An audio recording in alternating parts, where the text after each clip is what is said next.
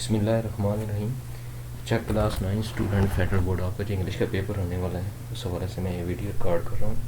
तो इंशाल्लाह आपको ये काम देगी, आपने इसको कंप्लीट देखना है। ये जो आपके पैसे वाइज फॉर्म आती है, ठीक है, सब्जेक्टिव के अंदर क्वेश्चन नंबर 4 आता है आपका। ऐसे SLO बेस पेपर में दिया गया हुआ है, मैं आपको SLO बेस पेपर में भी दिखाऊंगा, ठीक है, जो फेडरल बोर्ड की वेबसाइट पे दी हुई है। और साथ मैंने ये आपके लिए ये खुद से ऐड की है ताकि आपको समझ आए इसकी, ताकि आपका पेपर अच्छे तरीके से हो सके, ठीक है। अब ये फेडरल बोर्ड की वेबसाइट पे जाएँ तो ये पेपर दिया हुआ है, ठीक है, ये देखें। ये जो पहला मॉडल पेपर दिया उसमें ये क्वेश्चन नंबर 4 है फेडरल बोर्ड की वेबसाइट पे, ठीक है। SLO बेस्ड पेपर में fill in the blank, complete the process of washing cloth in machine, use the passivize form of verb given in brackets, ठीक है। ब्रैकेट के अंदर जो गिवन है वो पैसे वाइज फॉर्म, आपने उसको पैसे वाइज करना है, ठीक है। ये देखें, क्लोज और टेक फॉर वॉशिंग, यानी कपड़े वॉशिंग के लिए रख दिए गए। टेक, टुक, टेकन, ठीक है। ये इसका थर्ड फॉर्म टेकन आती है, ठीक है। क्लोज और सेपरेटेड, यानी अलग की बेसिस ऑफ टेक्सचर, ठीक। Each pile is pot is put, ठीक है। पुट की थर्ड फॉर्म भी पुट ही होती है, ठीक है। अब हेल्पिंग वर्ब लगा हुआ है, आपने सिर्फ थर्ड फॉर्म इसमें ऐड करनी है।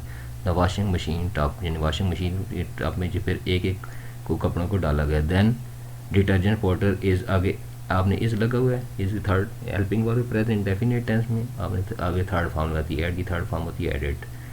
Once the washing is over, close और आगे करना है आपने रिमूव्ड, ठीक है। ये फेडरल बोर्ड की वेबसाइट पे दी है। अब मैंने खुद से बनाया ताकि आपकी प्रैक्टिस हो जाए। इस तरह आपने बेटे खुद से भी प्रैक्टिस करनी है तो आपके अच्छे नंबर आ जाएंगे। ये 5 नंबर, 5 में से 5 नंबर आते हैं। देखिए मैंने आप जो सवाल बनाया है, fill in the blanks to complete the process of learning, use the passive voice form of verb in the given brackets. अब देखिए, concepts are give to the child from, अब इसको दोबारा पढ़ दें। Fill in the blanks to complete the process of learning, यानी सीखने का जो प्रोसेस होता है ना, उसको मुकम्मल करना है। Use the passive voice form of verb in given brackets, यानी passive voice form of verb given जो ब्रैकेट्स उनमें दिए आपने फिल करना है। यानी आपका क्वेश्चन पेपर होगा, आपने जहाँ आंसर शीट बनी होगी आपने उसमें फिल इन द ब्लैंक्स में ये पैसिव वाइज फॉर्म यूज़ करनी। पैसिव में हमेशा थर्ड फॉर्म लगती है, ठीक है। अब ये हेल्पिंग वर्ब दिया होता है, आपने थर्ड फॉर्म लगानी है।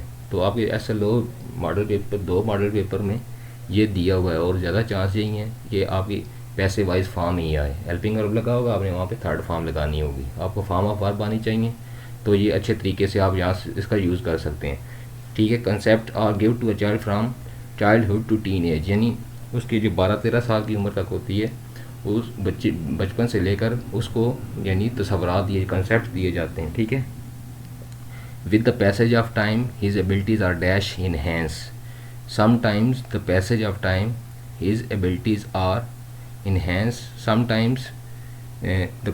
sometimes difficult situation or dash come into his life, these situation are coped by him, finally decision is dash take by him to secure his future, ठीक है। अब देखें, आप इसका आंसर ये है, कंसेप्ट्स आर गिव की थर्ड फॉर्म होती है गिवन, ठीक है। आपने यहाँ लगाना है गिवन। आ गया to a child from school to teenage, यानी टीन एज तक, स्कूल की बचपन से लेके उसकी टीन एज तक उसको कंसेप्ट यानी कंसेप्ट दिए जाते हैं, ठीक है। With the passage of time his abilities are enhanced, ठीक है। अब इनहेंस की थर्ड फॉर्म यानी बढ़ाना होता है उसकी एबिलिटी, यानी वक्त के गुजरने के साथ उसकी एबिलिटी बढ़ जाती है, ठीक है। देखें, हेल्पिंग वर्ब आर दिया हुआ है, आपने उसके साथ थर्ड फॉर्म यूज़ कर देनी है। सम टाइम डिफ़िकल्ट सिचुएशन और कम, बेटा कम की थर्ड फॉर्म कम ही होती है, ठीक है। कम, केम, कम, यहाँ पे आपने कम लगा देना, ठीक है। इस तरह आए तो the situation are coped by him. अब कोप्ड होता है मुकाबला करना, इन सिचुएशन का वो उसके ज़रिए सामना किया जाता है, ठीक है, यानी उसको इस सिचुएशन का सामना होता है। फाइनली डिसीजन इज़ टेकन, ठीक है।